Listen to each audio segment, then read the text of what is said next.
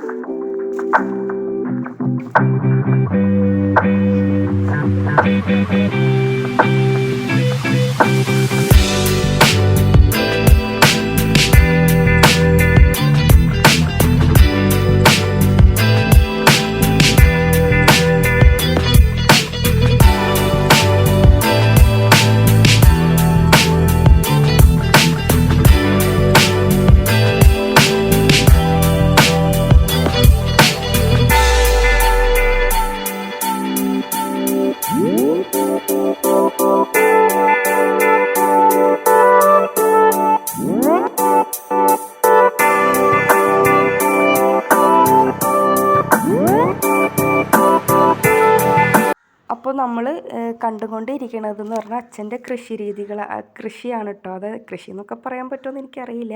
അപ്പോൾ മരച്ചീനി, അതായത് കപ്പ, കോളിഫ്ലവർ, പിന്നെ എന്തുവാ വാഴ, പിന്നെ പൊന്നങ്ങിനി ചീര, അതുപോലെ തന്നെ തക്കാളി, മധുരക്കിഴങ്ങ്, അങ്ങനെ കുറേ ആയിട്ടുണ്ട്. പച്ചമുളക്.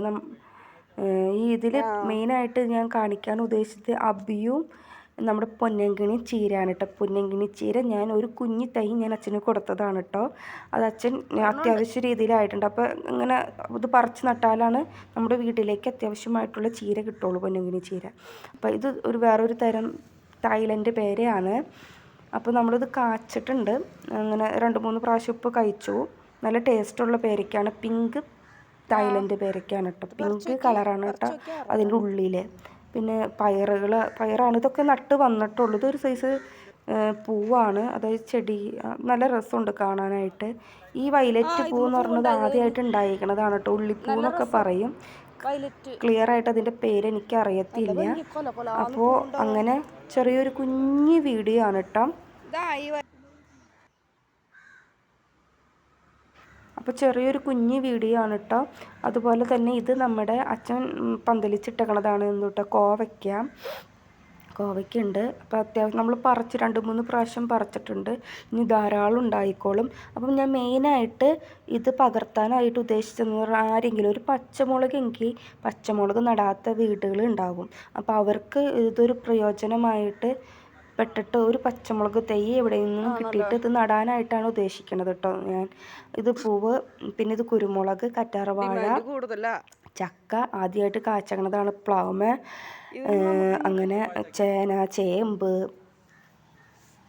അങ്ങനെ കുറേ കാര്യങ്ങളുണ്ട് നമ്മുടെ അച്ഛൻ്റെ തോട്ടത്തിൽ. പിന്നെന്തുവാ, ഇത് ഇഞ്ചി.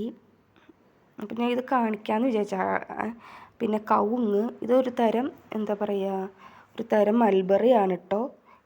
ഇത്രേ ഉള്ളൂ. ഒരു കുഞ്ഞു വീഡിയോ ആയിരുന്നു. ടാറ്റാ. വീണ്ടും കാണാവേ. ടാറ്റാ.